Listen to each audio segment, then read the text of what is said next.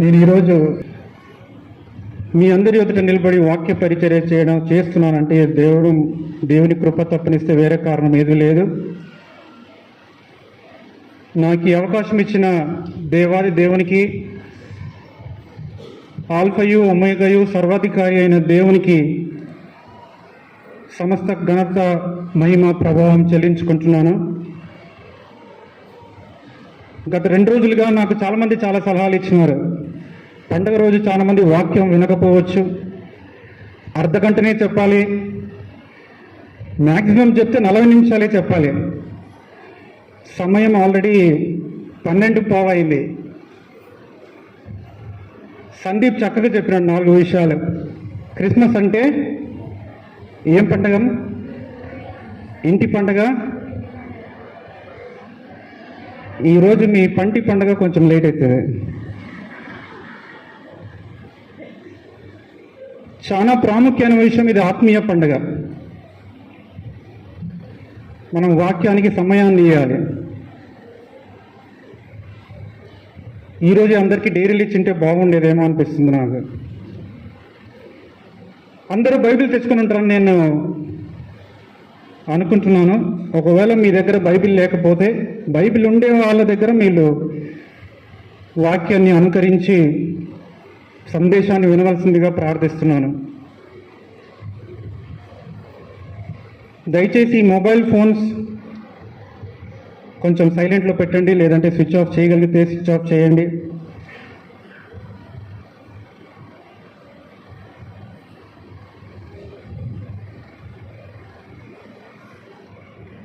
నేను త్వరగా ముగించడానికి ప్రయత్నం చేస్తాను.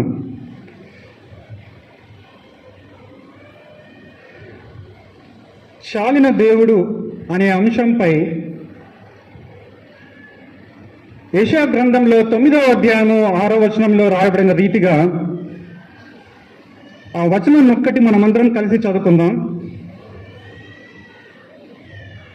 ఏలయనగా మనకు శిశువు పుట్టెను, మనకు కుమారుడు అనుగ్రహింపబడెను, ఆయన భుజం మీద రాజ్యభారం ఉండెను. ఆశ్చర్యకరుడు, ఆలోచనకర్త, బలవంతుడైన దేవుడు, నిత్యుడగు తండ్రి, సమాధానకర్త యొక్క అధిపతి అని అతనికి పేరు పెట్టబడెను. ఈ అంశం చాలిన దేవుడు. ఈ అంశం పైన ఈ వచనాన్ని ఆధారం చేసుకొని మీతో ఈ ఉదయకాలమున పంచుకోవాలని దేవుడు నన్ను నడిపించి ఉంటున్నాడు. కొద్ది నిమిషాలు కాదు, కొన్ని సెకండ్లు మాత్రం మనం మౌనంగా కళ్ళు మూసుకుందాం. సిద్ధపడతాం దేవుని వాక్యం వినడానికి.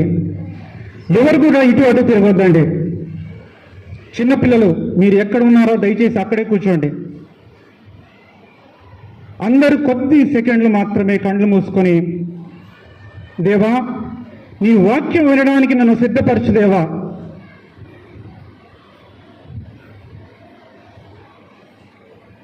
నీ పరిశుద్ధాత్మ శక్తిని, నీ పరిశుద్ధాత్మ స్వరాన్ని నాకు వినిపింపచేయి ప్రభువా అని ప్రార్థించండి మీ మనస్సులో కొద్ది సెకండ్లు మాత్రమే. కార్యక్రమంలో అతి ప్రాముఖ్యమైన భాగంలో ఉన్నాం మనం.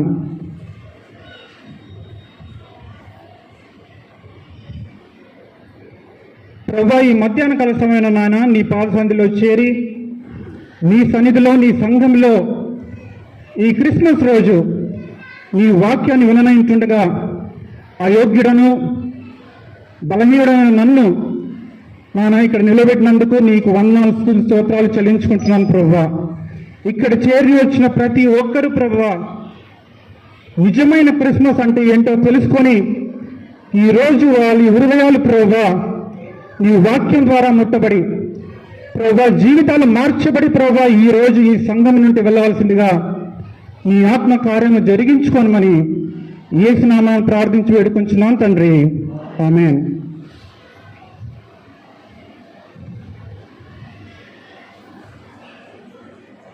యెషయా 9:6లో యేసు ప్రభు వారి గురించిన ప్రవచనంలో 5 విషయాలు మనం చూస్తున్నాం. ఆయన వ్యక్తిత్వంలో 5 విషయాలు. Isaiah chapter 9:6. ఈ 5 విషయాలు మనం క్లుప్తంగా ధ్యానం చేసుకుందాం. మొదటిగా ఆశ్చర్యకరుడు. వండర్ఫుల్. ఇంగ్లీష్ బైబిల్లో అయితే వండర్ఫుల్ కౌన్సిలర్ అని ఒకే పదంగా రాయబడి ఉంది. కానీ తెలుగులో అయితే మాత్రం ఈ 5 పదాలు వేరువేరుగా రాయబడి ఉంది. ఆశ్చర్యకరుడు, ఆలోచనకర్త, బలవంతుడైన దేవుడు, నిత్యుడగు తండ్రి, సమాధానకర్త యొక్క అధిపతి. ఈ 5 విషయాలు యేసు ప్రభు జీవితంలో, యేసు ప్రభువులోని ఈ 5 వ్యక్తిత్వాల గురించి మనం ధ్యానం చేసుకున్నాం. మొట్టమొదటిగా ఆశ్చర్యకరుడు, ఈజ్ ఎ వండర్ఫుల్ గాడ్. మనం కొత్త నిబంధన నుండి మత్తయి సువార్త 1వ అధ్యాయము 18 నుండి 25 దాకా చదవడం జరిగింది. 21, 22, 23 వచనాలు దయచేసి మీరందరూ తీసి ఉంచినట్లయితే ఈ 3 వచనాల గురించి క్లుప్తంగా ధ్యానం చేసుకున్నాం. చిన్ననాటి నుండి మనం సండే స్కూల్లో చాలాసార్లు చదివి ఉంటాం ఈ 3 వచనాలు. చిన్నప్పటి నుండి మనం కొంతమందికి చదివి కంటత వాక్యంలాగా కూడా మనకు అది ఒక మెమరైజ్ అయిపోయి ఉంటుంది, జ్ఞాపకం ఉండొచ్చు మనకు చాలామందికి. కానీ ఈ 3 వచనాలు కొంచెం నిదానంగా, కొంచెం మనం శ్రద్ధ వహించి చదివినట్లయితే ఈ 3 వచనాలలోనే క్రిస్మస్ మర్మం ఉన్నట్లు మనం చూడవచ్చు. ఈ క్రిస్మస్ సందేశం ఈ 3 వచనాలలోనే దాగి ఉంది. ఈ 3 వచనాల ద్వారా ఆశ్చర్యకరుడైన దేవుని గురించి మనం ధ్యానం చేసుకుందాం. 21వ వచనం, ఆమె యొక్క కుమారుని కనును, తన ప్రజలను వారి పాపముల నుండి ఆయన రక్షించును, గనుక ఆయనకు యేసు అను పేరు పెట్టబడును. ఈ వచనం మనం చూసినట్లయితే కుమారుడు కనును అంటే మనకందరికీ ఒక ప్రశ్న రావాలి. ఏంటా ప్రశ్న?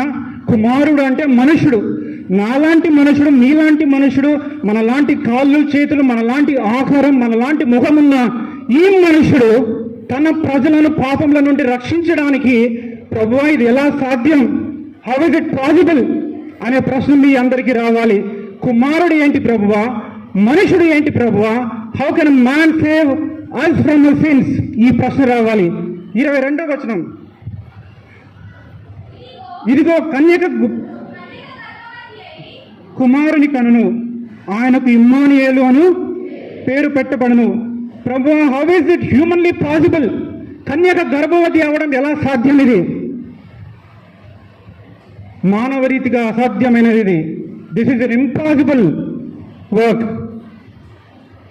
23వ వచనం మనం చూసినట్లయితే ఈ 21, 22 వచనాలే అసాధ్యమని అనుకుంటే 23వ వచనం, తన ప్రవక్త ద్వారా పలికిన మాటలు నెరవేరినట్లు ఇదంతయు జరిగెను. ప్రవక్తలు మాటలు 800, 600 సంవత్సరాల ముందు మాట్లాడిన మాటలు, దాదాపు 700, 600 సంవత్సరాల ముందు మాట్లాడిన మాటలు. ప్రభువా, నువ్వు కుమారుడు పాపముల నుండి రక్షిస్తాను అంటున్నావు, కన్యక గర్భవతి అవుతుందని అంటున్నావు. ఈ రెండింటిని అర్థం చేసుకోవడమే కష్టం ప్రభువా అని అనుకున్నప్పుడు ఆ తరువాతి వచనంలో ప్రవక్తలు చెప్పిన మాటలు నెరవేరినట్లు, 600, 700, 800 సంవత్సరాల ముందు మాట్లాడిన మాటలు నెరవేరినట్లు. ప్రభా, ఇది ఎలా సాధ్యము? ఇదే వచనంలో చివరి భాగంలో మనం చూసినట్లయితే ఇమ్మానుయేలు అని పేరునకు భాషాంతరమున దేవుడు మనకు తోడని అర్థము. ఈ 3 వచనాలలో ఉండే సారాంశం మనం చూసినట్లయితే ప్రభా, ఈ 3 వచనాలలో ఉండే అర్థం ప్రభా పొంతనలేని వచనాలు. How it is even possible? There is no correlation between these 3 verses. కుమారుడు ఏంటి ప్రభువా, మనుషుడు మన పాపములను రక్షించడం ఏంటి, కన్యక గర్భవతి అవడం ఏంటి, ప్రవక్తలు చెప్పిన మాటలు నెరవేరడం ఏంటి, చివరిగా దేవుడు ఇమ్మానుయేలు అనగా దేవుడు నాకు తోడుగా ఉండడం ఏంటి ప్రభా, నేను పాపిని, నేను అయోగ్యుడను ప్రభా, దేవుడు నాతో ఏ విధంగా నాకు తోడుగా ఉంటాడు. ఈ 3 వచనాలలోనే ఉండే సారాంశమే క్రిస్మస్. ఈ 3 వచనాలలో ఉండే మర్మమే క్రిస్మస్. కానీ మనము మొదటి అంశం ఆశ్చర్యకరుడు. ఈ ఆశ్చర్యకరుడు అయిన దేవుడు మనం అర్థం చేసుకోవాలంటే ఇమ్మానుయేలు అనే పేరునకు భాషాంతరమున దేవుడు మనకు తోడు అనే మాటను మనం క్లుప్తంగా అర్థం చేసుకోవాలి. ఇదివరకే మనం ధ్యానించుకున్నాం. దేవుడు మనకు తోడు అంటే ఎటువంటి దేవుడు మనకు తోడై ఉన్నాడు? What kind of a God is with us, what kind of a God is with me అనే ప్రశ్న మనకందరికీ రావాలి. Who is this God? మనం చాలాసార్లు కాదు, ఒక్కసారి మనం ధ్యానించుకున్నాం.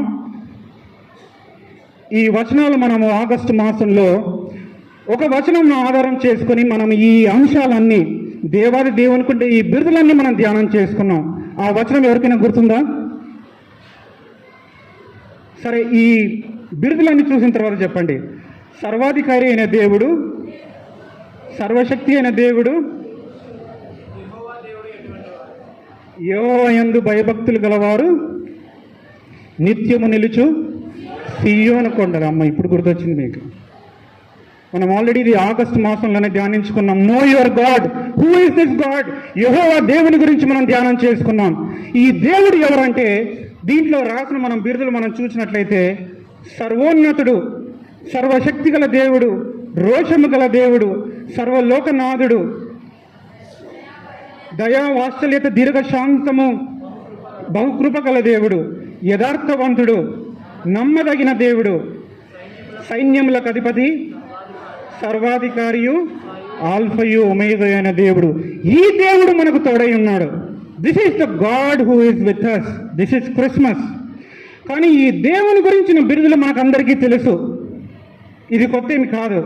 కానీ దేవుని గురించిన పూర్తి అవగాహన, ఏ complete understanding of what kind of a God has come down on this Christmas అని మనం ధ్యానించుకోవాలంటే, అని మనం తెలుసుకోవాలంటే మనం నిర్గమకాండం 19వ అధ్యాయం మనం అందరం వెళ్ళాలి. దయచేసి బైబిల్ ఉండేవాళ్ళు, ఇది చాలా ప్రాముఖ్యం. ఇది ఈ అంశాన్ని మనం అర్థం చేసుకోవాలంటే నిర్గమకాండంలో 19వ అధ్యాయంలో జరిగిన సంఘటన మనం అర్థం చేసుకోవడం చాలా ప్రాముఖ్యం. చాలా మందికి తెలిసే ఉండొచ్చు. ఇక్కడ జరిగిన సంఘటన ఏంటంటే యెహోవా దేవుడు సీనాయి పర్వతం మీద దిగి రావడం, మోషే దేవుని ఎదుర్కోవడం, ఇది అక్కడ జరిగిన సంఘటన. మీరు చాలా జాగ్రత్తగా గమనించాలి.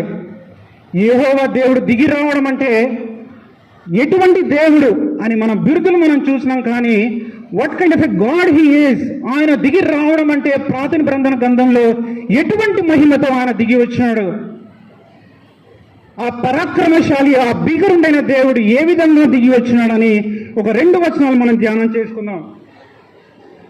నిర్గమకాండము 19వ అధ్యాయము 16వ వచనము.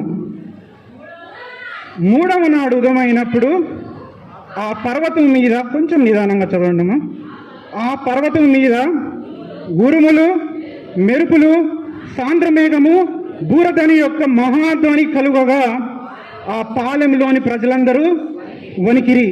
ఈ సంఘటన ఎక్సడస్ 19:16. ఈ సంఘటన దేవాది దేవుడు యెహోవా దేవుడు ఆయన దిగి రాకముందు జరిగిన సంఘటన. ఉరుములు, మెరుపులు, లైట్నింగ్ అండ్ థండర్. మీరు కోస్తా ప్రాంతంలో ఉన్నట్లయితే ఆ లైట్నింగ్, ఆ ఉరుముల శబ్దం, మెరుపుల శబ్దం ఏ విధంగా ఉంటుందని మీకు తెలుస్తుంది. నేను చెన్నైలో ఉంటాను కాబట్టి అక్కడ చాలాసార్లు తుఫాను వస్తుంటుంది.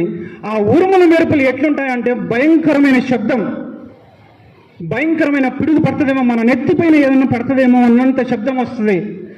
ఒక రాత్రి అయితే ఆ పిడుగుల శబ్దానికి ఎందుకు ఇటువంటి భయంకరమైన శబ్దం, ఉరుముల మెరుపుల శబ్దం ఏ విధంగా కలుగుతుందని దాని గురించి నేను కొంచెం శోధించాల్సి వచ్చింది.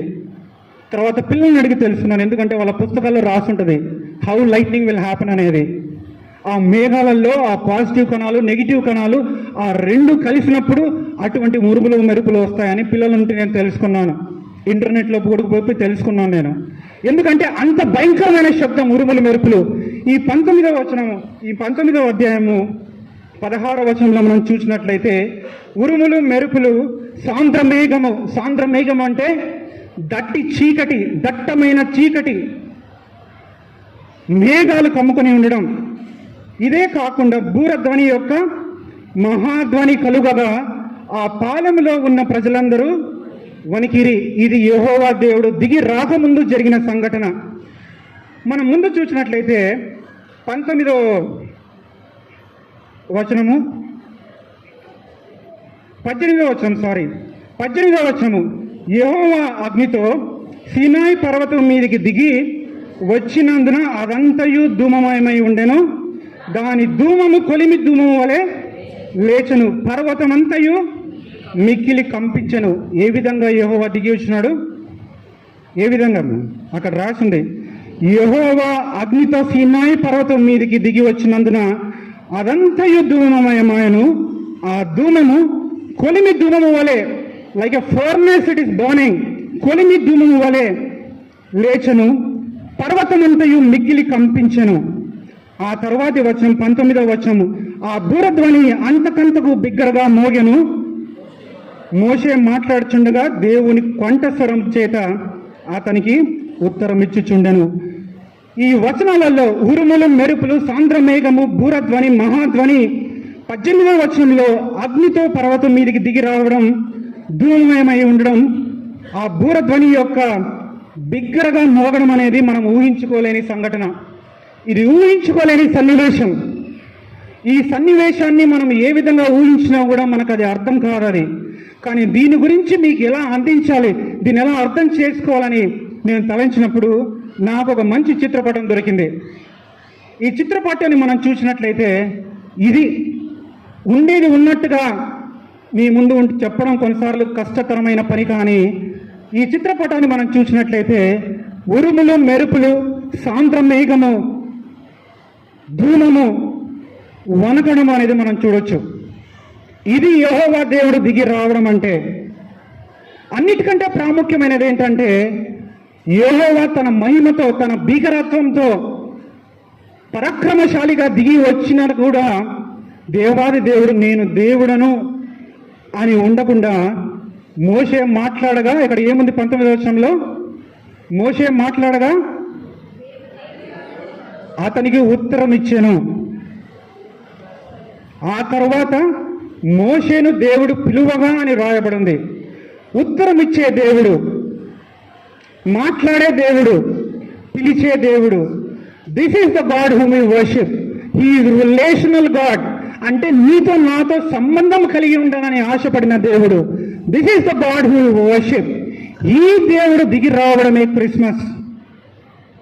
నిర్గమకాండం 19వ వచనంలో ఇదంతా బాగానే ఉంది. కానీ దేవుడు దిగి రావడానికి ఏ వచనము మనం చూసి అర్థం చేసుకోగలమంటే కొలస్సీయులకు రాసిన పత్రిక 2వ అధ్యాయము 9వ వచనం మీరు తీసిన వాళ్ళు చదవండి. కొలస్సీయులకు రాసిన పత్రిక 2వ అధ్యాయము 9వ వచనము, ఏలైనగా దేవత్వం యొక్క సర్వ పరిపూర్ణత శరీరంగా క్రీస్తునందు నివసించుచున్నది. ఎవరి సర్వ పరిపూర్ణత? దేవత్వం యొక్క సర్వ పరిపూర్ణత శరీరంగా క్రీస్తునందు నివసించుచున్నది. The fullness of deity, that is what is dwelling in Christ. దేవత్వం యొక్క సర్వ పరిపూర్ణత. ఈ రెండు అంశాలను మనం చూసినట్లయితే నిర్గమకాండం 19వ అధ్యాయంలో జరిగిన సంఘటన, దేవాది దేవుడు దిగి రావడం, బూరధ్వనితో ఉరుముల మెరుపులతో దిగి రావడం, ఆయన మనిషి కుమారుడుగా ఈరోజు అవతరించడం ఆశ్చర్యకరం కాదా? Is it not wonderful? ఇది ఆశ్చర్యమైన క్రియ కాదా? ఇది మనం మళ్ళీ నిర్గమకాండం 19వ అధ్యాయంలోకి వచ్చినట్లయితే 12వ వచనము, నీవు చుట్టూ ప్రజలకు మేరను ఏర్పరిచి మీరు ఈ పర్వతము ఎక్కవద్దు, దాని అంచులు ముట్టవద్దు. ఎక్కవద్దు, ముట్టవద్దు అంటే దేవుని మహిమలో ఉండే శక్తి, అటువంటి శక్తి. ముట్టవద్దు, దాన్ని తాకవద్దు. ఎందుకంటే దేవుడు ఆ శిఖరం ముందు ఒక పొలిమేరను, ఒక మేరను అంటే ఒక బౌండరీ గీసి డోంట్ క్రాస్ దట్. అటువంటి మహిమతో, అటువంటి ప్రభావంతో వచ్చిన దేవాది దేవుడు ఈరోజు మనకు మనుష్యుడిగా అవతరించడం అనేది క్రిస్మస్. ఆయన తేజస్సు వర్ణింపజాలని తేజస్సు. It is beyond our comprehension. ఆ దేవుడు ఈరోజు దిగి రావడం అంటే అది ఆశ్చర్యక్రియ కాదా? సమీపించరాని తేజస్సులో ఉండే దేవుడు తన సర్వాన్ని నీ కొరకు నా కొరకు అనుగ్రహించడమే ఈ క్రిస్మస్. వర్ణింపజాలని తేజస్సు. సమయం చాలా అయ్యింది కానీ ఒకే ఒక వచనం మాట్లాడి మీరు ఎక్కడైతే కూర్చున్నారో అక్కడే ఉండి మీరు చేతులు ఎత్తి మనం దేవుని ఆరాధిస్తాం. సమీపించరాని తేజస్సునందు వసించు అమరుండవే. ఇదందరికీ తెలిసిన పాఠం, పర్వాలేదు స్క్రీన్లో లేకున్నా పర్వాలేదు, ఇదందరికీ తెలిసిన పాట. ఒకే ఒక వచనం మాత్రము, మీరు ఎక్కడైతే కూర్చున్నారో అక్కడ చేతులెత్తి దేవాది దేవుని మనం ఆరాధిస్తాం.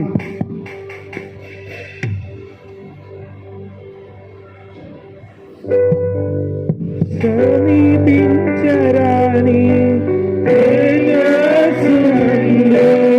వసించు అమరుండవే శ్రీమంతుడవే సర్వాధిపతివే నీ సర్వము నాకిచ్చితివే సమీపించరాని తేజస్సునందు వసించు అమరుండవే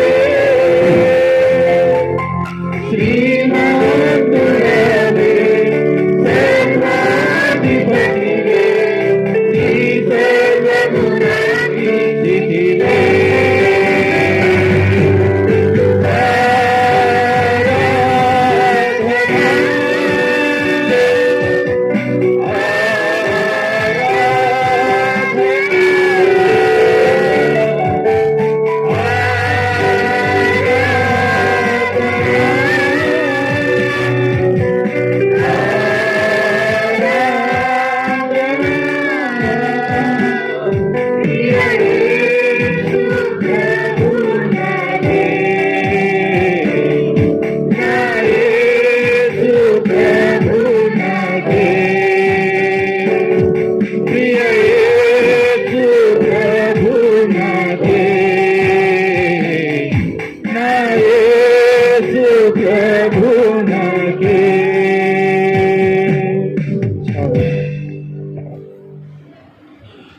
ఆశ్చర్యకరుడు అని చెప్పడానికి కూడా చాలా వచనాలు మనం బైబిల్లో ఉన్నట్లు మనం చూడొచ్చు. క్లుప్తంగా అది చూసి మనం రెండవ అంశానికి మనం వెళ్దాం. ప్రవచనాలు నెరవేరడం. యెషయా 7వ అధ్యాయం 14వ వచనం. ఇదే వచనం మనం చదువుకున్నాం మత్తయి సువార్త 1వ అధ్యాయంలో.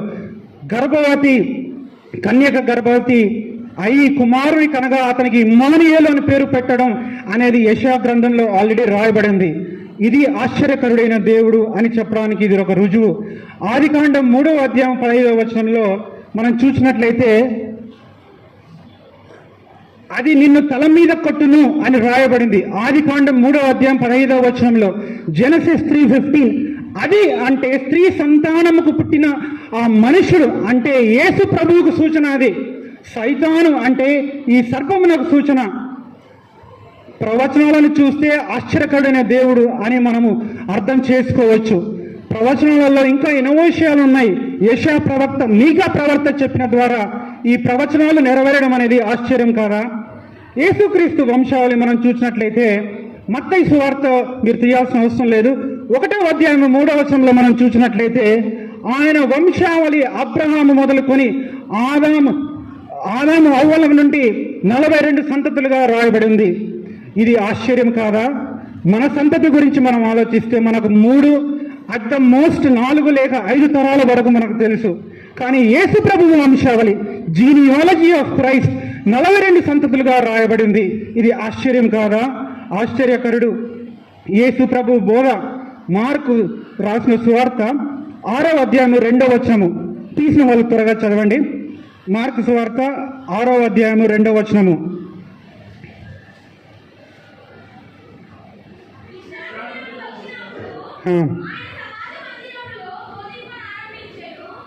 అనేకులు ఆయన బోధ విని ఆశ్చర్యపడి. చాలమ్మా. అనేకులు ఆయన బోధ విని ఆశ్చర్యపడిరి. ఆయన బోధలో ఆయన మాటలో ఆశ్చర్యము. ఆశ్చర్యకరుడు. చివరిగా క్రియలు. ఆయన క్రియలు అదే వచనంలో చివరి భాగం చదవండి అమ్మా. ఈ సంగతులు ఇతనికి ఎక్కడ నుండి వచ్చెను? ఇతనికి ఇయ్యబడిన ఈ జ్ఞానం ఎట్టిది? అతని చేతుల వలన ఇట్టి అద్భుతములు చేయుచున్నది. ఇది ఏమి? ఆయన క్రియలు ఆశ్చర్య క్రియలు. ఎన్నో క్రియలు రాయబడింది బైబిల్లో. ఆయన మాటలు, ఆయన జననం, ప్రవచనాలు నెరవేరడం, ఆయన మాటలు, ఆయన క్రియలు, ఇవన్నీ కూడా మనం గమనించినట్లయితే ఆశ్చర్యకరుడైన దేవుడు అని మనం అర్థం చేసుకోవాలి. He is the wonderful God. He is the wonderful God. ఆశ్చర్యకరుడు. కీర్తనలు 77వ అధ్యాయము 4వ వచనం మనం చూసినట్లయితే సామ్స్ చాప్టర్ 77 వర్స్ 4, ఆశ్చర్యక్రియలు జరిగించు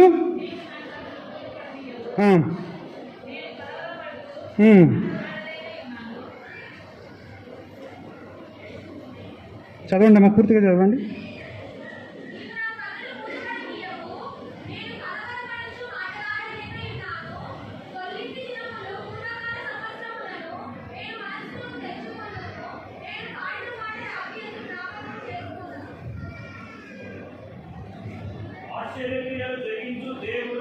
ఇది 14, దయచేసి క్షమించండి, ఇది 4 కాదు, 77, 14 చదవండి బాబు. ఆశ్చర్యక్రియలు జరిగించు దేవుడవు నీవే, జనములలో నీ శక్తిని నీవు ప్రత్యక్షపరుచుకొని ఉన్నావు. ఆశ్చర్యక్రియలు జరిగించు దేవుడవు. ఆశ్చర్యక్రియలు జరిగించు స్థలము ఏది? స్థలము అంటే అది సంఘము. ఆశ్చర్యక్రియలు జరిగించు జీవితం ఎవరి జీవితం అంటే ఒక విశ్వాస జీవితం. ఆశ్చర్యక్రియలు సంఘంలో కాకపోతే ఎక్కడ జరుగుతాయి ఆశ్చర్యక్రియలు? సంఘమంతా ప్రార్థించినప్పుడు దేవునికి అసాధ్యమైన కార్యము ఏదియో లేదు. ఆశ్చర్యక్రియలు జరిగించు స్థలము సంఘము. ఆశ్చర్యక్రియలు జరిగే జీవితము విశ్వాస జీవితము. ఆయన జననం, యెహోవా దేవుడు దిగి రావడం, ప్రవక్తల మాటలు నెరవేరడం, ఆయన మాటలు, ఆయన క్రియలు, ఇవన్నీ మనం క్లుప్తంగా మనం ధ్యానం చేసుకున్నాం. ఆశ్చర్యకరుడైన దేవుడు మొదటి అంశంగా ఆయన వ్యక్తిత్వంలోని మొదటి అంశాన్ని మనం ధ్యానం చేసుకున్నాం. ముందుకు వెళ్దాం. ఆశ్చర్యకరుడు, ఆలోచనకర్త. సామెతలు 11వ అధ్యాయం 14వ వచనంలో తీయాల్సిన అవసరం లేదు, మీరు ఇక్కడ ఫాలో అవ్వండి, లేదంటే మనకు సమయం సరిపోదు. ఆలోచనకర్తలు అనేకులుండుట రక్షణకరము. Proverbs chapter 11 verse 14. ఆలోచనకర్తలు అంటే ప్రతి ఒక్కరికి ఒక మంచి సలహా, ఒక మంచి ఆలోచనలు చెప్పే వాళ్ళు మనకు అవసరం జీవితంలో. ఏ స్కూల్కు వెళ్ళాలి, ఏ కాలేజీలో చదివితే బిడ్డలు బాగా చదువుతారు, ఏ కోర్స్ తీసుకుంటే అది భవిష్యత్తులో వాళ్ళకు ఉపయోగకరంగా ఉంటుంది, ఏ ఉద్యోగం చేస్తే వాళ్ళకు ఆశీర్వదకరంగా ఉంటుంది, ఏ స్థలంలో పని చేయాలి, వివాహ విషయంలో ఒక మంచి సలహా, ఆలోచన, ఆర్థిక విషయంలో ఒక ఆలోచన, ఒక సలహా. మన జీవితంలో ఎన్నో ఆలోచనలు, ఎన్నో సలహాలు చెప్పేవాళ్ళు, దైవత్వంతో నిండిన వాళ్ళు, దేవుని చిత్తానుసారంగా మనల్ని నడిపించే వాళ్ళు మనకి ఎంతో అవసరము. ఆలోచనకర్తలు మనకి ఎంతో అవసరము. కానీ ఈ రోజులలో ఈ సోషల్ మీడియా అంటే తెలుగులో నేను చాలా మంది దగ్గర నేర్చుకున్నాను, సామాజిక మద్యం అని నేనంటానండి, మాధ్యం కాదు. ఎందుకంటే అది ఒకసారి అలవాటైందంటే ఒక మద్యంలాగా అది. It is not a social media, అది ఒక మద్యంలాగా మనకు అలవాటవుతుంది. సామాజిక మాధ్యం అది కరెక్ట్ వర్డ్, కానీ అది సామాజిక మద్యంలాగా మనం అలవాటు పడిపోతున్నాం. ఈ రోజులలో సోషల్ మీడియాలో చూసినట్లయితే ప్రతి ఒక్కడు సలహాదారుడే. ఉదయాన్నే లేచి ఏం తాగితే పడి కడుపున మనకు ఆరోగ్యానికి మంచిదో చెప్పేవాళ్ళు చాలామంది ఉన్నారు సోషల్ మీడియాలో. ప్రతి ఉదయాన్నే లేచి ఏ వ్యాయామం చేస్తే మనం ఆరోగ్యంగా ఉంటాం, ఎన్ని నిమిషాలు నడవాలి, ఏ షాంపూ వాడాలి, ఏం పూసుకుంటే మనం తెల్లగైతాం, ఇంకా బట్టల గురించి చెప్పాల్సిన అవసరం లేదు. ప్రతి ఒక్కడు సలహాదారుడే. ఎవరి సలహాలు మనం తీసుకుంటున్నాం, ఎటువంటి సలహాలు మనం తీసుకుంటున్నాం, ఎవరు మన ఆలోచనకర్తలు? Who is our counsellor? Who is my counsellor? Who is your counsellor? నీకు ఆలోచనలు చెప్పేది ఎవరు? ఎవరి ఆలోచనల ప్రకారం నీ జీవితాన్ని నువ్వు నడుపుకుంటున్నావు? ఈ రోజులలో చాలా కౌన్సిలింగ్ సెంటర్స్ కూడా మొదలైనవి. సమస్యలు మనవి, సలహాలు వాళ్ళవి. ఎందుకంటే కనీ విని ఎరగని రీతిలో మానసిక సమస్యలు, భయం, ఒంటరితనం, ఒత్తిడి, నిరాశ, అనవసరమైన ఆలోచనలు, నెగిటివ్ థింకింగ్. చెన్నైలో అయితే ఒక కౌన్సిలింగ్ సెంటర్ ఉంది, దాని పేరే ఆత్మ. వాళ్ళు ఏం చేస్తారో నాకు తెలియదు. ఈ రోజులలో మనం చూసినట్లయితే ఈ ఆలోచనకర్తల నుండి మంచి వెలుగు వస్తుంటుంది. ఎటువంటి వెలుగు అంటే మనం రాత్రి పండుకున్నప్పుడు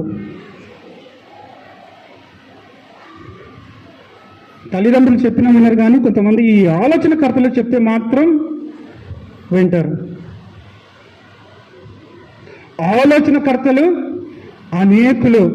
జాగ్రత్త, మనం ఎవరి ఆలోచనలు వింటున్నాం? Whose advice are we taking in our life? చాలా ప్రాముఖ్యం ఇది. యవనస్తులే కాదు, ప్రతి ఒక్కరు గమనించాలి. ఒకని ఎదుట సరి అయినదిగా కనబడు మార్గము కలదు, అయితే అది తుదకు మరణమునకు త్వరవ తీయును. ఇంగ్లీష్లో చక్కగా ఉంది, there seems to be a way which is right. సరి అయినదిగా అది బాగానే ఉన్నట్లుంటుంది, కానీ దాని వెంట మనం పోయినట్లయితే అది తుదకు మరణానికి దారితీస్తుంది. శారీరకంగా నువ్వు బ్రతికి ఉండొచ్చు, కానీ ఆత్మీయంగా నువ్వు క్షీణించిపోతావు. ఎవరి ఆలోచనలు బట్టి నువ్వు జీవిస్తున్నావు? ఆలోచనకర్త ఆయన దేవాది దేవుడు మనుష్యుడిగా వచ్చి ఆ శరీరధారి అయిన దేవునికి రెండవ బిరుదు లేదా ఆయన వ్యక్తిత్వంలోని రెండవ అంశం ఆలోచనకర్త. ఆయన ఆలోచనకర్త అని చెప్పడానికి ఒక మంచి వచనం మనం తీసి చదువుకుందాం.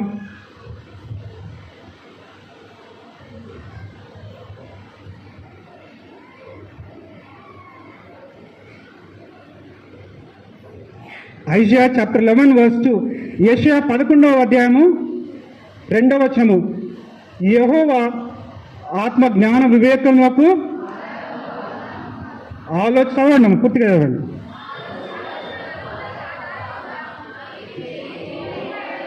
భయభక్తులు పుట్టించు ఆత్మ అతని మీద నిలుచును. The spirit of counsel is upon him. ఆలోచనలకు బలములకు ఆధారము ఆత్మ. దేవునిపై మనము ఆధారపడి మనం జీవిస్తున్నామా? మన అనుదిన జీవితంలో ఎవరి ఆలోచనలపైన మనం ఆధారపడుతున్నాం? ఎంత సమయం మనం దేవుని సన్నిధిలో గడుపుతున్నాం? 2024వ సంవత్సరంలో మనం ఆల్మోస్ట్ చివరికి వచ్చినాం. ఈ సంవత్సరంలో అనుదినము నేను దేవుని సన్నిధిలో సమయం గడిపినాను, అనుదినము నేను వాక్యం చదివినాను, అనుదినము నేను ప్రార్థన చేసినాను. Every day I had my prayer and read the word of God అని చెప్పేవాళ్ళు ఎంతమంది ఉంటారు? ఎంతమంది చెప్పగలరు?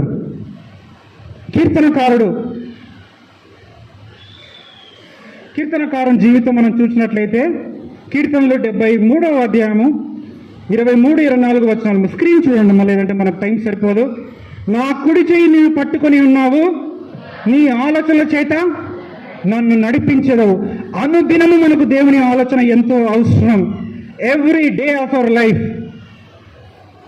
ఎన్నో విషయాలకు మనకు టైం ఉంటుంది, కానీ అనుదినము దేవుని వాక్యం చదవాలంటే మాత్రం టైం ఉండదు. రాత్రి పడుకుంటాం, ఉదయం లేవడం, పరిగెత్తడం, అదే మన దినచర్య. ఎంత సమయాన్ని మనం దేవుని సన్నిధిలో గడుపుతున్నాం? ఎవరి ఆలోచనలు? ఆలోచనకర్త అయిన యేసు ప్రభు పైన మనం ఆధారపడి జీవిస్తున్నామా? The spirit of counsel. ఆలోచనకు ఆధారాలను ఆత్మ. ఈరోజు మనం చాలామంది కొత్త బట్ట వేసుకొని చాలా సంతోషంగా మనం ఆరాధనకు వచ్చి ఉంటున్నాం. కానీ ఇక్కడ కూర్చున్న వాళ్ళల్లో నీ హృదయంలో ఉండే ఈ సమస్యలు, నీ హృదయంలో ఉండే ఆ బాధ, ప్రభువా నా భవిష్యత్తు గురించిన ఆందోళన దేవాది దేవునికి నీకు తప్పనిస్తే అది ఎవరికి తెలియదు. No one knows your heartache. ఆ దేవాది దేవునికి తప్పనిస్తే, యేసు ప్రభు వారికి తప్పనిస్తే మనకుండే ఆ ఆందోళన గురించి, మనకుండే ఆ బాధ గురించి ఎవరికి తెలియదు. ఈరోజు మనం అందరము ఈ సంఘం అయిన తర్వాత, ఆరాధన అయిన తర్వాత హ్యాపీ క్రిస్మస్ అని చెప్పుకొని సంతోషంగా వెళ్ళిపోతాం. కొద్ది రోజులలో నూతన సంవత్సరంలోకి అడుగు పెడుతున్నాం. కానీ మనలో ఉండే ఈ సమస్యలు, మనలో ఉండే ఈ బాధ, మనలో ఉండే ఈ వేదన ఎంతగా మనం సతమతం అవుతున్నామంటే ఇక్కడ కూర్చున్న మన ఒక్కొక్కరికే తెలుసు. కొన్నిసార్లు మన భవిష్యత్తు గురించిన ఆలోచన, Lord what is there for me to look forward in 2025. దేవా నేను ఎదురు చూడడానికి నాకు 2025 కొత్త సంవత్సరంలో నాకు ఏముంది ప్రభువా? ఈ క్రిస్మస్కే నేను జరుపుకోవాలని నేను ఆశపట్టలేదు ప్రభువా. నూతన సంవత్సరంలో నేను ఎందుకు అడుగు పెట్టాలి? Lord why should I enter the new year? అటువంటి ఆలోచనలతో సతమతమయ్యే వాళ్ళు అనేకులు ఉన్నారు. కీర్తనలు 32వ అధ్యాయం 8వ వచనం చూసినట్లయితే,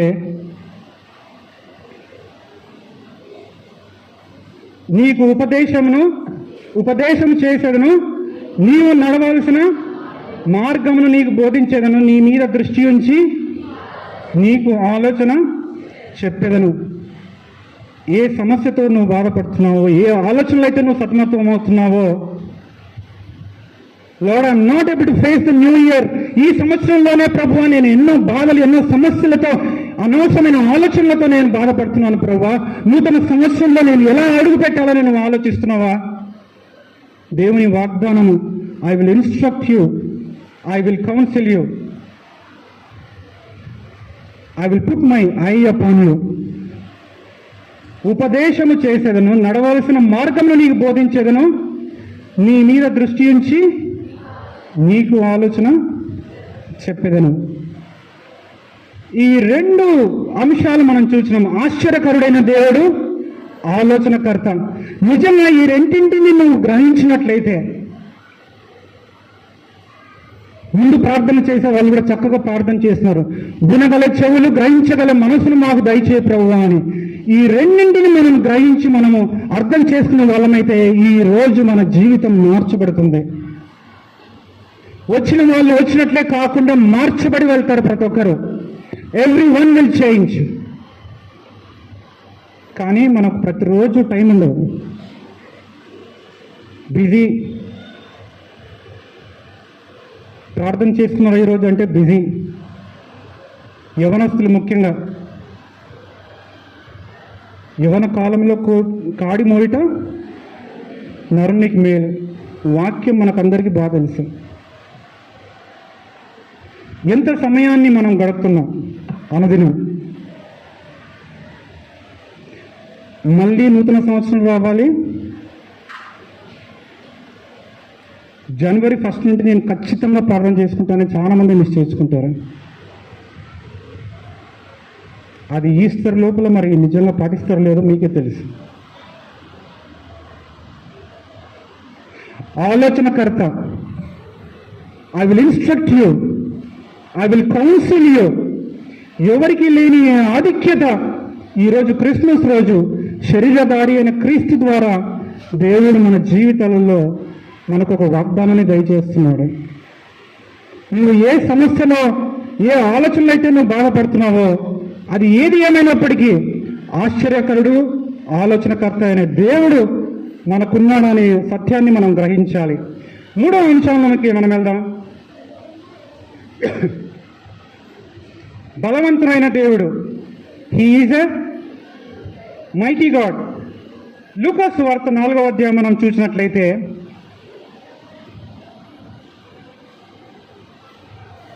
ఒక 2-3 అంశాలు మాత్రమే నేను చెప్తాను. లూకా సువార్త 4వ అధ్యాయంలో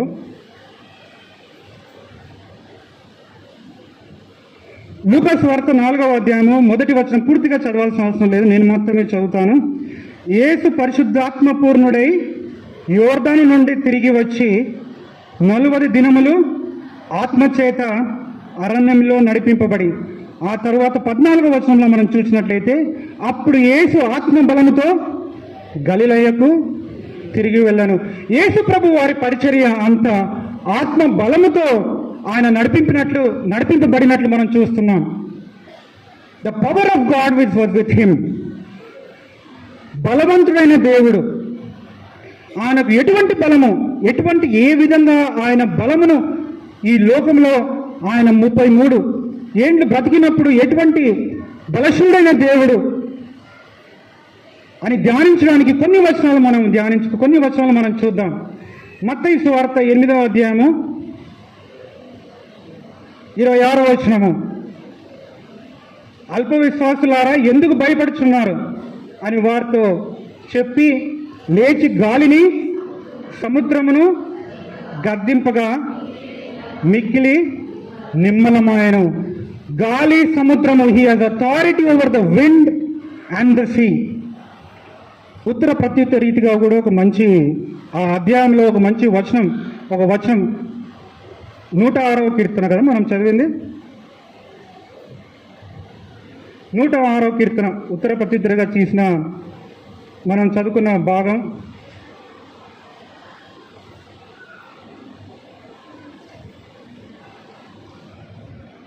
తొమ్మిదవ వచనము. ఆయన 106:9 సామ్స్ 106:9.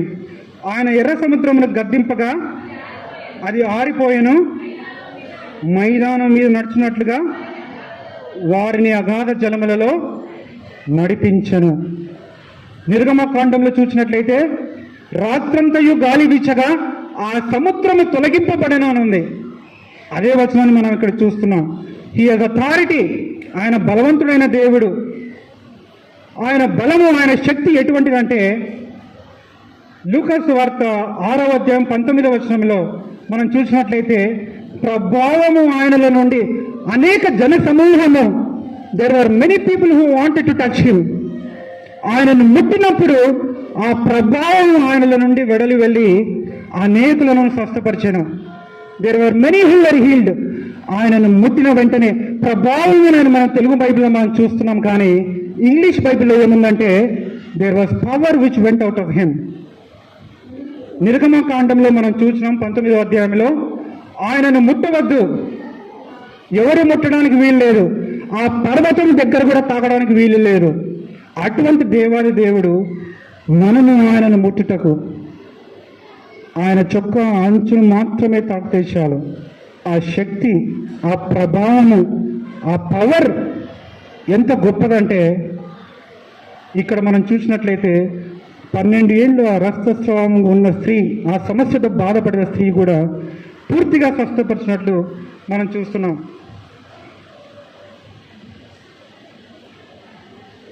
మూడవదిగా లూకాసు వార్త 4:36లో మనం చూసినట్లయితే అధికారముతోనూ బలముతోనూ అపవిత్రాత్మలకు ఆజ్ఞాపింపగానే అవి వదిలిపోవచ్చున్నవని ఒకరితో ఒకడు చెప్పుకొనిరి. Not only on the sea and the wind, not only on the diseases, గాలి సముద్రము మాత్రమే కాకుండా, రోగముల పైన మాత్రమే కాకుండా, he has authority over the demons. అంధకార శక్తుల పైన కూడా ఆయనకు బలం ఉంది. లూకాసు వార్త ఇంకొక అధ్యాయంలో అయితే చూసినట్లయితే ఆయన దురాత్మలను కూడా మాట్లాడనీయలేదు అని మనం చూడవచ్చు. He did not even permit the spirits to talk. మాట్లాడనీయలేదు ఆయన. అంత శక్తివంతమైన దేవుడు. దేవాది దేవుడు శరీరధారి అయి రావడానికి కారణమే 1 యోహాను 3వ అధ్యాయం 8వ వచనం మనం చూసినట్లయితే అపవాది క్రియలను లయపరచుటకే దేవుని కుమారుడు ప్రత్యక్షమాయను. He came to destroy the work of the evil one. బలవంతుడైన దేవుడు. బైబిల్లో అనేక అద్భుతాలు, అనేక క్రియలు మనం చూస్తున్నాం, కానీ ఈ రోజులలో మీకు ఒక ప్రశ్న రావచ్చు, ఈ రోజులలో ఇటువంటి క్రియలు జరుగుతున్నాయా, ఇటువంటి అద్భుతాలు జరుగుతున్నాయా అని. ఒక ఉదాహరణ, ఒక జరిగిన సంఘటన మీతో పంచుకోవాలని నేను ఆశపడుతున్నాను. ఈమె పేరు బార్బరా స్మైడా. అమెరికా దేశంలో ఒక వ్యాధితో బాధపడే ఈమె, మల్టిపుల్ స్క్లిరోసిస్. దాని గురించి నాకు పూర్తిగా తెలియదు కాబట్టి క్లుప్తంగా నేను చెప్తాను. రక్తనాళాలు గట్టిపడడం, 15 సంవత్సరాలు ఈమె బాధపడింది. మరణ పడకలో ఉంది. ఒక ట్యూబ్ కడుపులో ఆహారం పంపడానికి, ఇంకొక ట్యూబ్ గొంతులో శ్వాస తీసుకోవడానికి. ఈమెకు ఎన్ని మందులు ఇచ్చినా కూడా ఆమె బాగుపడటం లేదని ఆమె హాస్పిటల్లో చనిపోయేదాకా పెట్టినారు ఆమెను. ఎందుకంటే కనీసం బాధనైనా తగ్గించవచ్చు, రోగం నయం కాదు కానీ కనీసం బాధైనా తగ్గించవచ్చు అని ఈమె హాస్పిటల్లో పెట్టినప్పుడు మూడీ బైబిల్ ఇన్స్టిట్యూట్ వాళ్ళు చికాగోలో వాళ్ళకు ఒక రేడియో స్టేషన్ ఉంది. ఆ రేడియో స్టేషన్లో ఈ ప్రేయర్ రిక్వెస్ట్, ఈమె కొరకు ప్రార్థన చేయండి అని ఒక ప్రార్థన వినపము చెప్పడం జరిగింది. ఈమె కొరకు ప్రార్థించమని చెప్పిన వెంటనే 450 మంది ఉత్తరాలు రాస్తున్నారు. 450 పీపుల్ రోట్ లెటర్స్, నేను మీ కొరకు ప్రార్థిస్తున్నాను, మీ కొరకు ప్రార్థిస్తున్నాను అని. ఈమె దగ్గరి స్నేహితులు ఆ ఉత్తరాలు తీసుకొని ఆమె ఏ హాస్పిటల్ అయితే ఉందో ఆ హాస్పిటల్లో చదివినారు. ఆ ఉత్తరాలు చదువుతుండగా జరిగిన అద్భుత కార్యం ఏంటంటే ఆమె యొక్క స్వరాన్ని వినింది. గెట్ అప్ అండ్ వాక్, లేచి నడువు. ఇది పేపర్లో కూడా రాయబడింది. వెంటనే ఆమెకున్న ఆ ట్యూబులు తీసి అద్భుత రీతిగా స్వస్థతను పొంది ఆమె నడవడం ఆరంభించింది. హల్లెలూయా.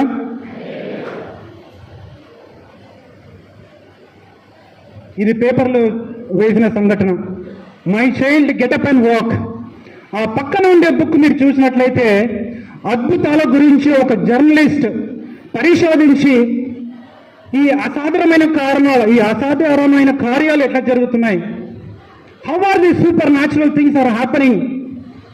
ఆయన జర్నలిస్ట్, కానీ పరిశోధన చేసే జర్నలిస్ట్. ఆయన ఉత్తగానే వార్తలు రాసే మనిషి కాదు. ఆయన పరిశోధించి చాలా మంది దగ్గర డాక్టర్లతో మాట్లాడిన తర్వాత ఇది ఒక సూపర్ న్యాచురల్ థింగ్, ఇది ఒక అసాధారణమైన క్రియ, ఇది దేవుని అద్భుతం అని ఒక బుక్కే రాస్తున్నాడు, కేస్ ఫర్ మిరకిల్స్. ఆ బుక్లో అనేక అద్భుతాల గురించి రాయబడి ఉంది. అద్భుతాలు చేయ దేవుడు, బలవంతుడైన దేవుడు. నీ జీవితంలో, నా జీవితంలో ప్రభువా ఇది అసాధ్యము, దిస్ ఇస్ ఇంపాసిబుల్ లార్డ్, ఇది జరగని ఈ పని అని అనుకుంటున్నావా? బలవంతుడైన దేవుడు మనకున్నాడు. ఆశ్చర్యకరుడు, ఆలోచనకర్త, బలవంతుడైన దేవుడు. అసాధ్యమైన కార్యము నీ జీవితంలో ఏదైనా ఉందా? దేవునికి సమస్తమును సాధ్యము, అసాధ్యమైనది ఏదీ లేదు. 4వ అంశానికి వెళ్దాం. నిత్యుడొక తండ్రి, ఎవర్ లాస్టింగ్ ఫాదర్.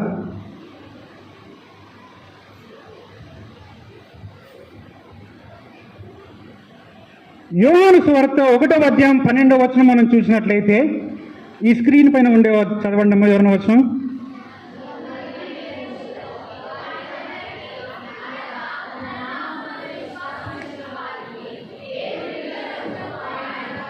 తన నామమందు విశ్వాసముంచు వాళ్లకు దేవుని పిల్లలగుటకు ఆయన అధికారం అనుగ్రహించెను. దేవుని పిల్లలు అని పిలవడానికి అధికారం అనుగ్రహించింది ఎవరికమ్మా? ఈ ఫస్ట్ రోలో కూర్చున్న వాళ్ళకు మాత్రమేనా? కారులో వచ్చిన వాళ్ళకు మాత్రమేనా? వాయిద్యాలు వాయించే వాళ్ళకు మాత్రమేనా? ఆయన నామమందు విశ్వాసం ఉంచిన ప్రతి ఒక్కరికి దేవుని పిల్లలగుటకు అధికారము. This is not a right. ఇది హక్కు కాదు. హక్కు అయితే మనం మన హక్కుల కొరకు పోరాడాలి, కానీ ఆ అధికారం ఇవ్వబడింది. గొప్ప ధన్యత, గొప్ప ఆధిక్యత క్రైస్తవులకు అందరికీ. కానీ ఇది ఎలా సాధ్యమో నిర్గమకాండం 19వ అధ్యాయంలో మనం చూసినాం. యెహోవా దేవుడు ఆయన మహిమలో ఎలా దిగి రావడం, అసలు ఆ యెహోవా దేవుడు దిగి రావడం, మనుష్య కుమారుడిగా శరీరధారి అయి ఈ లోకముకు రావడమే ఒక ఆశ్చర్యక్రియ అయితే, ఆయన మనకిచ్చే ఒక ధన్యత, ఒక ఆధిక్యత దేవుని పిల్లలగడం, దేవుని పిల్లలుగా పిలువబడడం.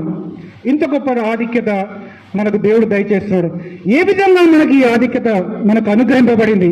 How are we called? How is it possible that we are God's children? దేవా, నేను పాపిని, నేను అయోగ్యుడను, నేను అపవిత్రుడను, అయినా కూడా God is calling you. He is saying that you are my child, you are my daughter. దేవుని పిల్లలగుటకు ఆయన అధికారం అనుగ్రహించాను. బాబు ఆ ఫోటో తర్వాత చూసుకొచ్చామా మీరు?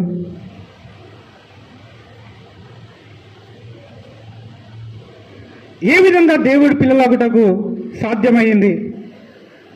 గలతీ 4 ఈ వచనం, ఈ 4-5 వచనాలు 2 కలపబడి రాయబడింది. కానీ దీంట్లో ఉండే సారాంశం ఏంటంటే, అయితే కాలము పరిపూర్ణమైనప్పుడు దేవుడు తన కుమారుని పంపెను, ఆయన స్త్రీ యందు పుట్టి మనము దత్తపుత్రులము కావలనను అని అనుగ్రహించినాడు మనకు. దత్తపుత్రత్వము అంటే సన్షిప్.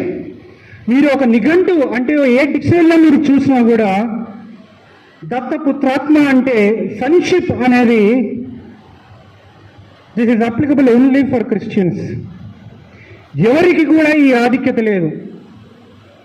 మీరు కావాలంటే ఇంటర్నెట్లో పోయి మీరు చూసుకోవచ్చు.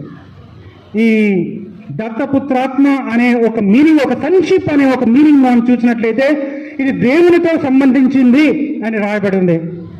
ఈ సన్షిప్ మనలో ఉండడం ద్వారా, ఈ దత్తపుత్రాత్మ మనలో ఉండడం ద్వారా we are called as children of God. దేవుని పిల్లలుగా మనం పరిగణింపబడుతున్నాం. కానీ ప్రభా ఇది ఎలా సాధ్యము? ఇంకా నాకు నమ్మడానికి ప్రభా ఇది నమ్మశక్యం కాని సత్యం అని మీరు అనుకుంటున్నారా? ముందుకు వెళ్దాం. గలతీ 4:6 మరియు మీరు కుమారులై ఉన్నందున నాయన తండ్రి అని మొరపెట్టుటకు తన కుమారుని ఆత్మను, ఎవరి ఆత్మను? దేవుడు తన కుమారుని ఆత్మను మన హృదయంలోనికి పంపెను. దత్తపుత్రాత్మ సన్షిప్ అంటే దేవుడు కుమారుని ఆత్మను మన హృదయంలో ఉంచడమే సన్షిప్. అందుకే దేవుడు పిల్లలు అగుటకు ఆ అధికారం మనకు దేవుడు అనుగ్రహించినాడు. This is the sonship that we have. ఎంత గొప్ప ధన్యత, ఎంత గొప్ప ఇటువంటి ధన్యత, ఇటువంటి ఆధిక్యత అంబానీ పిల్లలకు లేదు, అదాని పిల్లలకు లేదు. వాళ్ళకి ఎంతైనా డబ్బు ఉండొచ్చు, కానీ ఇక్కడ కూర్చున్న క్రైస్తవులకు ప్రతి ఒక్కరికి, ప్రపంచంలో క్రైస్తవుడు విశ్వాసి అనే ప్రతి ఒక్కరికి దేవుని ఆత్మ అనుగ్రహింపబడింది, అంటే కుమారుని ఆత్మ. Because of that we are called the children of God. ముందుకు వెళ్దాం. ఈ కుమారుని ఆత్మ నాలో ఉండడం ద్వారా what is the title that we have? గలతీ 4:7, గలేషియన్స్ 4:7. కాబట్టి నీవిక దాసుడు కావు, కుమారుడవే. కుమారుడు అయితే దేవుని వారసుడవు. You are a heir. దేవుని వారసులు ఏ విధంగా జీవిస్తారమ్మా? దేవుని వారసుడు అంటే దేవుని వారసత్వము కలిగిన మనము ఏ విధంగా మనం జీవించాలి? ఎవరి పోలికగా మనం జీవించాలి?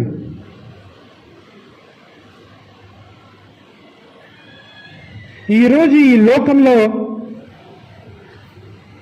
వారసత్వం కొరకు ఎంతోమంది కష్టపడుతున్నట్లు మనం చూస్తున్నాం. వారసత్వం ఎవరికి దక్కాలి?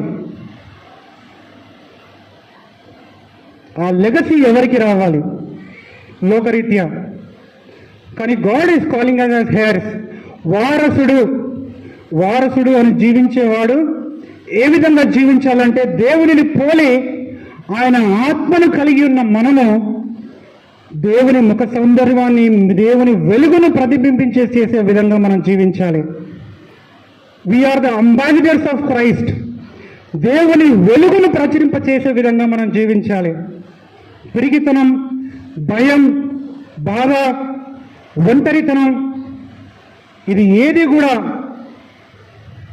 మన జీవితాలలో మనం కష్టపడకుండా ఇవన్నీ కూడా మనం అధిగమించి, lord I am your son, Jesus I am your child, దేవా నేను నీ వారసుడను, ఐ యామ్ యువర్ హెయిర్, ఈ సత్యాన్ని గ్రహించి మనం జీవించాలి. ఎటువంటి ఆత్మను మనకు దేవుడు దయచేస్తున్నాడు? 2 తిమోతి 1:7 అందరికీ తెలిసిన వచనం. God has given us the spirit of, ఎటువంటి ఆత్మను దేవుడు మనకు అనుగ్రహించినాడు? శక్తియు, ప్రేమయు, ఇంద్రియ నిగ్రహం గల ఆత్మను దేవుడు మనకి దయచేస్తున్నాడు. కుమారుని ఆత్మ మన జీవితంలో ఉందంటే that should reflect the spirit of power, love and of self control.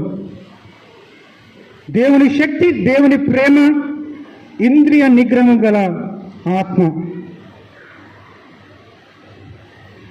చివరిగా కీర్తనలు 103:13 మనం చూసినట్లయితే, తండ్రి తన కుమారుడి ఎడల జాలి పడినట్లు యెహోవా తన యందు భయభక్తులు గలవారి ఎడల జాలిపడును. ఇంకొక వచనం మనం చూసినట్లయితే, తీయడానికి టైం లేదు కానీ, తల్లి అయినా నన్ను మరచును కానీ నేను నిన్ను మరువను. Your parents may forget you but I will not forget. నేను నిన్ను మరువను.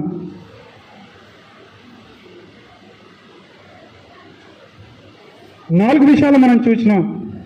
ఆశ్చర్యకరుడు, ఆలోచనకర్త, బలవంతుడైన దేవుడు, నిత్యుడొక తండ్రి. చివరిగా సమాధానకర్తయగు అధిపతి. He is the prince of piece.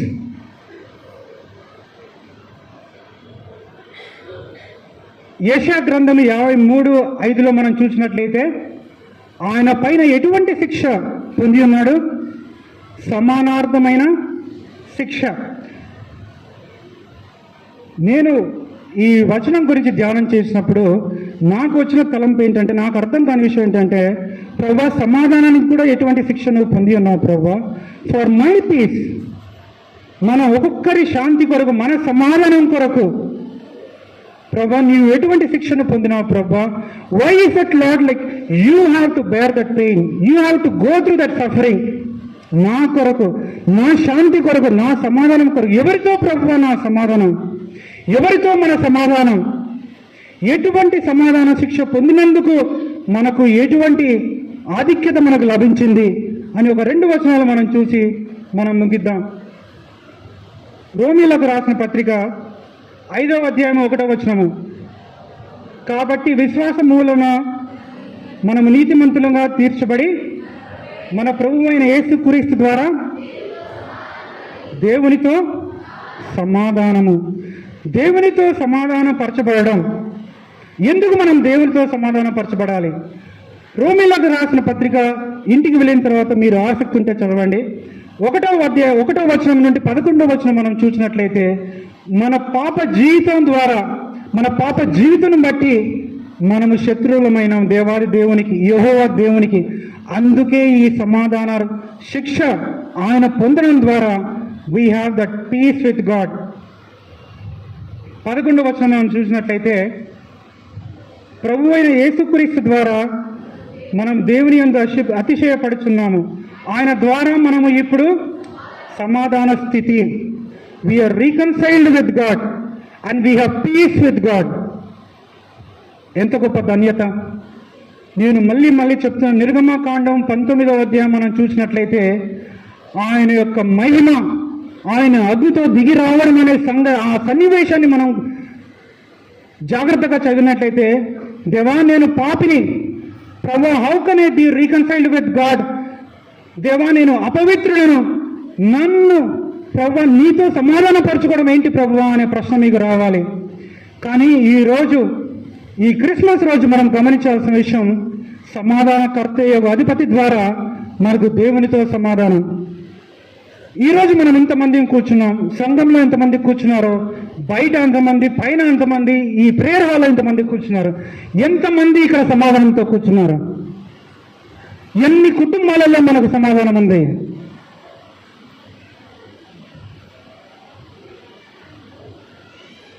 Christmas wishes అంటే మనం క్రిస్మస్ వాట్సాప్లో మెసేజెస్ చెప్పేటప్పుడు ఏం చెప్తాం? May the love, joy and peace, ప్రేమ, సంతోషము, సమాధానము మీ అందరికీ కలుగునుగాక, హ్యాపీ క్రిస్మస్ అని చెప్పుకుంటాం. కానీ సమాధానమైన జీవితం మనం కలిగి జీవిస్తున్నామా?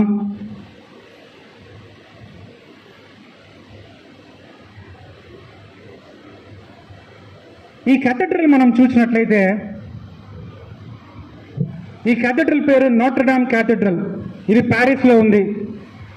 చాలా పురాతనమైన సంఘం ఇది. ఎంతో వైభవంగా కట్టిన సంఘం ఇది. దాదాపు 850 సంవత్సరాల ముందు కట్టిన సంఘం. ప్యారిస్కి వెళ్ళే వాళ్ళు ఈఫిల్ టవర్ చూస్తారు, తర్వాత ఈ కేథడ్రల్ కూడా చూస్తారు. ఇంకో ప్రసిద్ధి చెందిన స్థలం ఏంటంటే అక్కడ మ్యూజియం. ఈ 3 ఖచ్చితంగా చూస్తారు ప్యారిస్కి వెళ్ళిన వాళ్ళందరూ. ఈ కేథడ్రల్ గురించి నేను ఎందుకు చెప్తున్నానంటే, ఈ కేథడ్రల్లో ఏప్రిల్ మాసము 2019వ సంవత్సరంలో ఒక గొప్ప ప్రమాదం. ఇది ఎట్లా మొదలైందో కానీ ఈ నిప్పు, దేర్ వాజ్ అ ఫైర్. ఈ కేథడ్రల్లోని చాలా భాగము కాల్చబడింది. కాల్చబడిందంటే ఎవరో కాల్చినారని కాదు, కానీ అది ఏదో ఒక షార్ట్ సర్క్యూట్ అయ్యి కాలింది. ఆ సంఘంలోని చాలా భాగం, ఎంతో వైభవంతో ఉండే సంఘం. ఆ లోపల మీరు చూసినట్లయితే కళ్ళు చెదిరే విధంగా ఆ కళాకారులు వేసిన డ్రాయింగ్స్ అన్నీ మనం చూడొచ్చు. ఇంటర్నెట్లో చాలా బొమ్మలు ఉన్నాయి దీంట్లో. 2019 సంవత్సరంలో ఈ కాలిన ఈ సంఘాన్ని ఫ్రెంచ్ అధినేత, ఫ్రెంచ్ ప్రెసిడెంట్ ఇమాన్యుయల్ సర్కోసి 5 ఏళ్లలో ఈ గవర్నమెంట్ సహాయంతో 850 మిలియన్ యూరోలు ఖర్చు పెట్టి దీన్ని మళ్ళీ ఆ పూర్ణ వైభవం తీసుకొని రావడం జరిగింది. ఈ సంఘం మళ్ళీ ఒక ఓపెనింగ్ సెరమనీ లాగా జరిగి డిసెంబర్ 4వ తేదీ ఈ నెల మళ్ళీ దీన్ని ఎంతో ఆర్భాటంగా దీన్ని ఓపెన్ చేశారు. ఈ ఓపెనింగ్ సెరమనీ అనేక నాయకులు వచ్చినారు ప్రపంచంలో. దీని లోపల మరి చూసినట్లయితే ఒక్క ఇమేజ్ మాత్రమే నేను పెట్టినాను, చాలా వైభవంగా ఉంటుంది ఇది. కానీ ఆ పూర్వ వైభవం ఏ విధంగా ఉందో ఆ వైభవాన్ని మళ్ళీ 2000 కళాకారులు నిత్యము 5 సంవత్సరాలు పనిచేసి ఈ వైభవాన్ని మళ్ళీ తిరిగి వచ్చేలాగున ఆ సంఘాన్ని నిర్మించడం జరిగింది. ఈ సంఘం ఓపెనింగ్ కొరకు దేశ నాయకులందరూ వచ్చినారు. రీసెంట్గా ఎలక్ట్ అయిన డొనాల్డ్ ట్రంప్ మొదలుకొని 50 దేశాల అధినేతలు, జర్మనీ, ఇటలీ, బెల్జియం, అనేక మంది దేశ నాయకులు ఈ ఓపెనింగ్ సెరమనీకి వచ్చినారు. ఆ సంఘంలో వాళ్ళందరూ కూర్చోవడం చూస్తే నేను ఆ లైవ్ చూసాను. నేను ఇంట్లో ఆ రోజు నాకు ఈ వచనం గుర్తొచ్చింది. యెషయా 9:6 ఆయన భుజం మీద రాజ్యభారం ఉండును, government will be upon his shoulders. ఇక్కడ ఉండే నాయకుల పైన కాదు, వీళ్ళు 5 ఏళ్ళు మాత్రమే పరిపాలించవచ్చు. కానీ నాకు నచ్చిన సంగతి ఏంటంటే ప్రతి అధినేత, యుక్రెయిన్లో యుద్ధం జరుగుతున్నా కూడా ఆ అధినేత ప్రతి ఒక్కరు వచ్చి ఆ సంఘంలో కూర్చొని దేవుని సన్నిధిలో ఆరాధించడం చాలా సాంప్రదాయకరంగా జరిగింది. కానీ నాకైతే అనిపించింది ఒక 10 నిమిషాలు వీళ్ళందరూ దేవుని ఆరాధించింటే ఎవరు ఈ అధిపతి, ఎవరు ఈ ఆశ్చర్యకరుడు అనే వాళ్ళు ఈ క్రిస్మస్ టైంలో ఈ అధినేతలందరూ తెలుసుకునే వాళ్ళు. The government will be upon his shoulders. లోకాన్ని ఏలే రారాజు అని మనం పాడుకున్నాం. This is the God we worship. ఈ అధినేతలు కాదు పరిపాలించేది, కొద్ది కాలం మాత్రమే వీళ్ళు పరిపాలించేది. సమాధానకర్త యొక్క అధిపతి మనకున్నాడు. బహుశా మీరు అనుకుండొచ్చు, అక్కడెక్కడో కేథడ్రల్ కట్టితే మనకేం పని, నా జీవితంలో నాకు సమాధానం లేదు. I don't have a peace in my life. నా కుటుంబంలో సమాధానం లేదు. ఏ విధంగా నేను ఈ సమాధానాన్ని పొందగలను? ఫిలిప్పీ 4:7 అందరికీ తెలిసిన వాక్యము. చదవండి అమ్మా ఇది.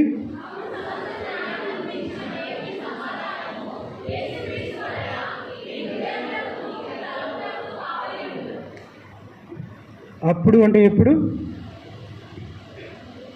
6వ వచనం తీసిన వాళ్ళు చదవండి. ప్రతి విషయంలో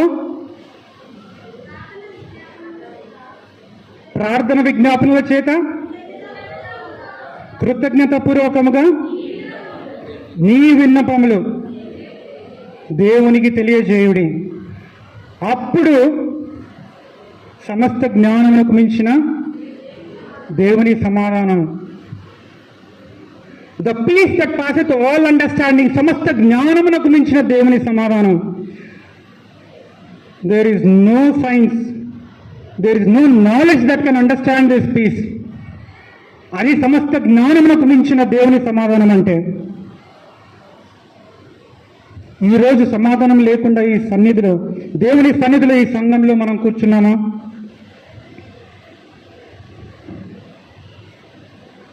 ప్రతి విషయంలో ఏ విషయం కూడా చింతింపకుండా కృతజ్ఞతాపూర్వకంగా ఆయన సన్నిధిలో మన విజ్ఞాపనలు తెలియజేసుకున్నప్పుడు అప్పుడు మీకు సమాధానం కలుగుతుంది. What a privilege! ఎంత గొప్ప ఆధిక్యత! చివరిగా యెషయా 26:3. ఎవని మనస్సు నీ మీద ఆనుకొనునో వానిని నీవు పూర్ణ శాంతి గలవానిగా కాపాడదు. మనసు ఆనుకోవడం అంటే దిండు కింద బైబిల్ పెట్టుకొని పండుకోవడం కాదు, అంటే ఇట్లా అనుకోవడం కాదు. ఆనుకోవడం అంటే ఏ పరిస్థితుల్లో అయినా, ఏ సమయంలో అయినా, ఎటువంటి కష్టతరమైన సమస్యను ఎదుర్కొన్నా, ఎటువంటి పరిస్థితులలో అయినా కూడా దేవుని పైన మనసును ఆనుకున్నప్పుడు ఆ సమాధానం మనకు అనుగ్రహించబడుతుంది. లోకం అనుగ్రహించినట్లు కాదు, కానీ నా శాంతిని మీకు అనుగ్రహిస్తున్నాను. My peace I give unto you. సమాధానకర్త యోగ అధిపతి. 5 విషయాలు మనం చూసినాం. యెహోవా దేవుడు తన కుమారుడైన యేసుక్రీస్తు ద్వారా ఎటువంటి వ్యక్తిత్వం కలిగి శరీరధారి అయి ఉన్నాడో 5 విషయాలు మనం చూసినాం. ఆశ్చర్యకరుడు, ఆలోచనకర్త, బలవంతుడైన దేవుడు, నిత్యుడొక తండ్రి, సమాధానకర్త యగు దేవుడు. So what is the takeaway for us? ఈరోజు మనం సంఘాన్ని వదిలి వెళ్ళే ముందు ఏ విషయాలతో మనం వెళ్ళాలి? ఈ 5 విషయాలే కాకుండా ఒక ప్రాముఖ్యమైన విషయం, యెహోవా దేవుడు బలవంతుడైన దేవుడు, ఆయన ఆశ్చర్యకరమైన దేవుడు అని మనం ధ్యానించుకున్నాం. కానీ ఆయన జన్మించింది ఎక్కడ జన్మించినాడు? పశువుల పాకలో. నిర్గమకాండం 19వ అధ్యాయంలో మనం ఏం చదివినాం? అగ్నితో దిగి వచ్చిన దేవుడు, సర్వాధికారి అయిన దేవుడు, సైన్యములకు అధిపతి అయిన దేవుడు, బలవంతుడైన దేవుడు, తన్ను తాను రిక్తుడుగా చేసుకొని హీ ఎంప్టీడ్ హిమ్సెల్ఫ్. సందీప్ కూడా వర్షిప్ టైంలో ఆ వచనం చెప్పినాడు. రిక్తునిగా చేసుకొని పశువుల పాకలో జన్మించినాడు. నీ జీవితంలో, నా జీవితంలో, సంఘ జీవితంలో అద్భుతాలు, ఆశ్చర్యక్రియలు జరగాలంటే ఈ ఐ అంటే నేను, నా అనే అహంకారం, ఇది నాది అణిచివేయబడాలి. It should only be Christ who should reflect in us. క్రీస్తు మాత్రమే హెచ్చింపబడాలి. నేను, నా, ఇది నాది అనేది తగ్గిపోవాలి. ఇది చాలా ప్రాముఖ్యం. ఇది సంఘాలలో సమస్యలు, కుటుంబాలలో సమస్యలు, సమాజంలో సమస్యలు. ఎందుకంటే ఎక్కడున్నా కూడా ఒక అధికార దాహం. ఇది నాది, it is I is important, నేను ప్రాముఖ్యము. ఆ అహంకారం అణిచివేయబడాలి. ఆ తగ్గింపుతో మనం వచ్చినట్లయితే మన జీవితాలలో మనం ఆశ్చర్యక్రియలు చూడగలం.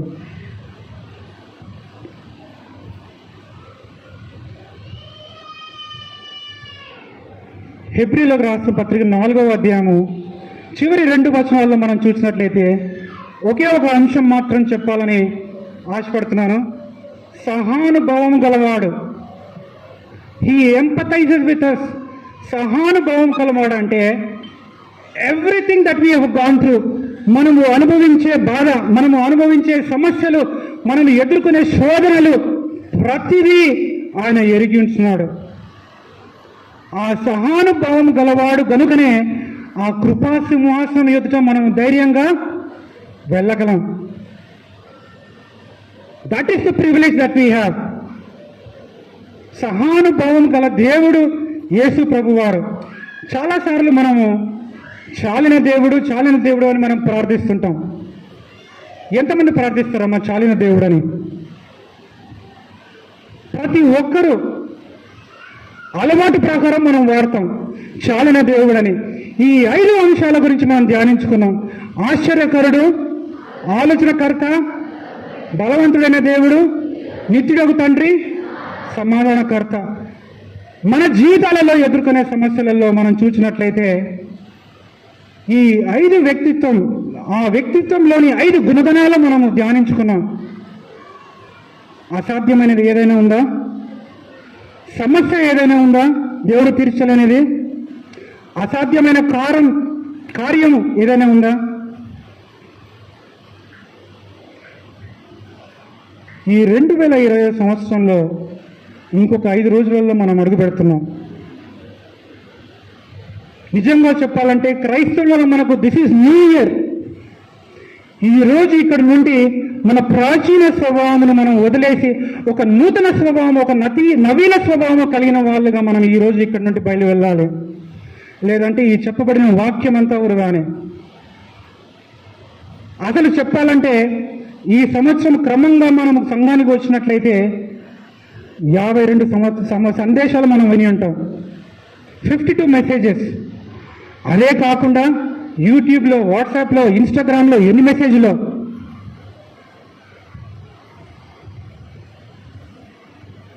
ఉజ్జీవ కూటాలలో, 1 డే రిట్రీట్లో దేవుడు మనకి ఈ ఆధిక్యతను దయచేసినాడు. చాలా జాగ్రత్తగా గమనించాలి. నేను ఇంకో 2 నిమిషాల్లో ముగిస్తాను. యుక్రెయిన్లో యుద్ధం జరుగుతుంది, ఇజ్రాయెల్ గాజా మధ్య యుద్ధం జరుగుతుంది. లక్షలాది మంది వాళ్ళ జీవితాలను కోల్పోయినారు. కానీ what does this Christmas mean? చాలా మందికి తెలియని సంగతి ఏంటంటే క్రైస్తవుల పట్ల ఎంతో వ్యతిరేకత, క్రైస్తవుల పట్ల హింస జరిగేది ఎక్కువ సమయం ఎప్పుడు అంటే అది క్రిస్మస్ టైంలోనే. ఎందుకంటే ఈ దేవుడు పాశ్చాత్య దేవుడు. This faith doesn't belong to us. ఇది హిందూ ఆచారం కాదు. హిందూ ఆచారం అంటే భారతదేశంలో ఉండే ఆచారం కాదు. ఇది పాశ్చాత్య దేశం నుండి వచ్చిన ఒక విశ్వాసం, పాశ్చాత్య దేశం నుండి వచ్చిన ఒక ఆచారం అని చాలా మంది వ్యతిరేకిస్తుంటారు ఈరోజు. అది న్యూస్లో రాదు, మీడియాలో రాదు, ఎక్కడ రాదు. కానీ ఈరోజు మనం ఇక్కడ కూర్చొని మనం దేవుణ్ణి ఆరాధిస్తున్నామంటే అది దేవుడు మనకిచ్చిన గొప్ప ఆధిక్యత. దీన్ని వృధా చేయకూడదు. మనం ఈ 5 విషయాలు జ్ఞాపకించుకోవాలి. ఆశ్చర్యకరుడు, ఆలోచనకర్త, బలవంతుడైన దేవుడు, నిత్యుడొక తండ్రి, సమాధానకర్త యొక్క అధిపతి. ఆయనకు అసాధ్యమైనది ఏదీ లేదు. ఈ యుద్ధాలు జరుగుతున్నప్పటికీ, అధికార దాహం ఉండే రాజకీయ నాయకులు ఉన్నప్పటికీ సామెతలు 21:2 ఒక మంచి వచనం ఉంది. రాజుల యొక్క మనసు కూడా దేవాది దేవుడు ఆయన స్వాధీనంలో ఉంచుకున్నాడు. నీటి కాలువల వలె ఆయనను వాళ్ళ మనసులను మరల్చగల దేవుడు. He can even change the heart of Kings. అసాధ్యమైనది ఏదీ లేదు. చాలిన దేవుడు. ఒకే ఒక వచనం, ఆశ్చర్యకరుడా స్తోత్రం, ఆలోచనకర్త స్తోత్రం. ఆ వచనాన్ని మనం పాడుతుండగా, ప్రభువా నన్ను నేను తగ్గించుకొని ఈరోజు నన్ను నేను నీ చేతికి నేను సమర్పించుకుంటున్నాను ప్రభువా. సమస్యలతో నేను సతమతం అవుతున్నాను ప్రభువా. సమాధానం లేకుండా నేను జీవిస్తున్నాను ప్రభువా. ఏ రోగము, ఏ బాధ ఏది ఉన్నప్పటికీ అసంభవమైన కార్యాన్ని సాధ్యం చేసే దేవుడు మన దేవుడు. ఈ వచనాన్ని మనం పాడుతుండగా మన జీవితాలను మనం సమర్పించుకుందాం. ఆశ్చర్యకరుడా స్తోత్రం, ఆలోచనకర్త స్తోత్రం. ఆశ్చర్యకరుడా స్తోత్రం, ఆలోచనకర్త స్తోత్రం. ఆశ్చర్యకరుడా స్తోత్రం, ఆలోచనకర్త స్తోత్రం. ప్రేమైన దేవా నిత్యుడగు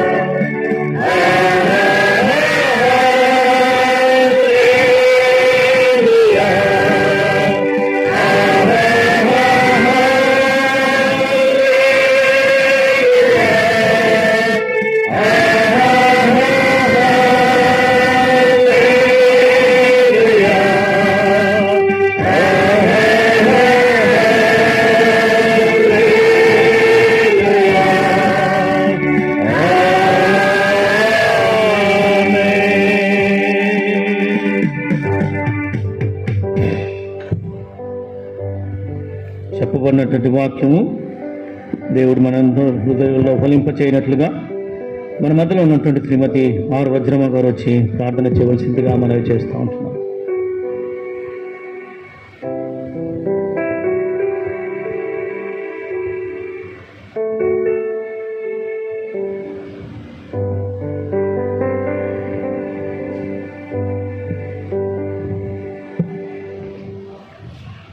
చక్కటి వర్తమానం అందించినటువంటి శ్రీ ఆర్ బాబ్జాల్ గారికి సంఘం పక్షంగా మనందరి పక్షంగా వందనాలు తెలియజేస్తుంటున్నాం. దేవుడు వారిని, వారి కుటుంబాన్ని, వారి పరిచర్ను, వారి ఉద్యోగ ధర్మాల్ని బహుగా దీవించి ఆశీర్వదించుగాక.